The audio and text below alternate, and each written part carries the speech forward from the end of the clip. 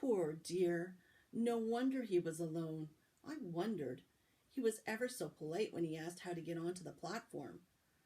Never mind that. Do you think he remembers what you-know-who looks like? Their mother suddenly became very stern. I forbid you to ask him, Fred. No, don't you dare, as though he needs reminding of that on his first day at school. All right, keep your hair on. A whistle sounded. Hurry up, their mother said, and the three boys clambered onto the train. They leant out of the windows for her to kiss them goodbye, and their younger sister began to cry. Don't, Ginny, we'll send you loads of owls. We'll send you a Hogwarts toilet seat. George, only kidding, Mum. The train began to move. Harry saw the boy's mother waving and their sister, half laughing, half crying, running to keep up with the train until it gathered too much speed. Then she fell back and waved. Harry watched the girl and her mother disappear as the train rounded the corner. Houses flashed past the window. Harry felt a great leap of excitement. He didn't know what he was going to, but it had to be better than what he was leaving behind. The door of the compartment slid open and the youngest red-headed boy came in. Anyone sitting there? He asked, pointing to the seat opposite Harry. Everywhere else is full. Harry shook his head and the boy sat down. He glanced at Harry and then looked quickly out of the window, pretending he hadn't looked. Harry saw he still had a black mark on his nose. Hey, Ron. The twins were back. Listen, we're going down the middle of the train. Lee Jordan's got a giant tarantula down there. Right, mumbled Ron. Harry, said the other twin, did we introduce ourselves? Fred and George Weasley, and this is Ron, our brother. See you later, then. Bye, said Harry and Ron. The twins slid the compartment door shut behind them. Are you really Harry Potter? Ron blurted out. Harry nodded. Oh, well, I thought it may be one of Fred and George's jokes, said Ron. And have you really got, you know? He pointed at Harry's forehead. Harry pulled his fringe to show the lightning scar, and Ron stared. So that's where you-know-who? Yes, said Harry, but I can't remember it. Nothing? Said Ron eagerly. Well, I remember a lot of green light, but nothing else. Wow, said Ron. He sat and stared at Harry for a few moments. Then, as though he had suddenly realized what he was doing, he looked quickly out the window again. Are all of your family wizards? Asked Harry. He found Ron just as interesting as Ron found him. Yes, I think so, said Ron. I think Mum's got a second cousin who's an accountant, but we never talk about him.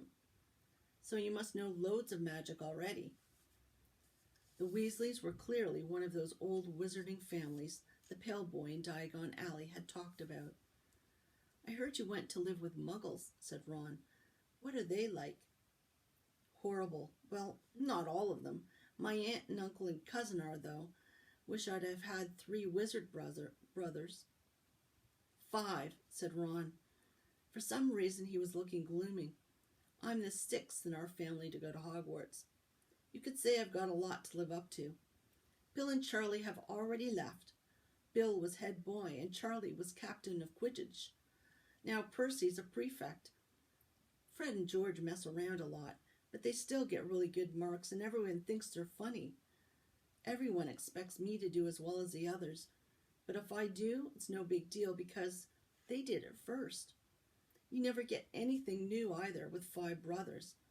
I've got Bill's old robes, Charlie's old wand, and Percy's old rat. Ron reached inside his jacket and pulled out a fat gray rat which was asleep. His name's Scabbers, and he's useless. He hardly ever wakes up. Percy got an owl from my dad for being made a prefect, but they couldn't I got Scabbers instead. Ron's ears went pink. He seemed to think he'd said too much, because he went back to staring out the window. Harry didn't think there was anything wrong with not being able to afford an owl. After all, He'd never had any money in his life until a month ago, and he told Ron so, all about having to wear Dudley's old clothes and never getting proper birthday presents. This seemed to cheer Ron up. And until Hagrid told me, I didn't know anything about being a wizard or about my parents or Voldemort. Ron gasped. What? Said Harry.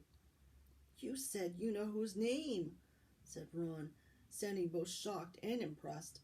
I'd have thought you, of all people.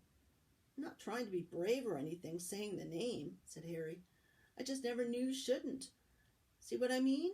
I've got loads to learn, I bet, he added, voicing for the first time something that he had been worrying about a lot lately. I bet I'm the worst in the class. You won't be. There's loads of people who come from Muggle families, and they learn quick enough. While they had been talking, the train had carried them out of London. Now they were speeding past fields full of cows and sheep. They were quiet for a time, watching the fields and lanes flick past. Around 12:30, there was a great clattering outside in the corridor, and a smiling, dimpled woman slid back their door and said, Anything off the trolleys, dear? Harry, who hadn't had any breakfast, leapt to his feet, but Ron's ears went pink again, and he muttered that he brought sandwiches. Harry went out into the corridor. He had never had any money for sweets with the Dursleys, and now that he had pockets rattling with gold and silver, he was ready to buy as many Mars bars as he could carry. But the woman didn't have Mars bars. What she did have were Bertie Bott's ever-flavored beans, Drubel's best blowing gum, chocolate frogs, pumpkin pasties, cauldron cakes, licorice wands, and a number of other strange things Harry had never seen in his life. Not wanting to miss anything, he got some of everything and paid the woman 11 silver sickles and 7 brawn nuts. Ron stared as Harry brought it all back into the compartment and tipped it onto an empty seat. Hungry, are you? Starving, said Harry, taking a large bite out of a pumpkin pasty. Ron had taken out a lumpy package and unwrapped it. There were 4 sandwiches in there. He pulled one of them apart and said, She always forgets I don't like corned beef. Swap you one of those for these, said Harry, holding up a pasty. Go on. You don't want this. It's all dry, said Ron. She hasn't got much time, he added quickly. You know, with 5 of us. Go on, have a pasty, said Harry, who had never had anything to share before, or indeed anyone to share it with.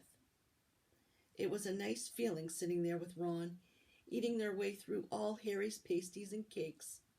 The sandwiches lay forgotten.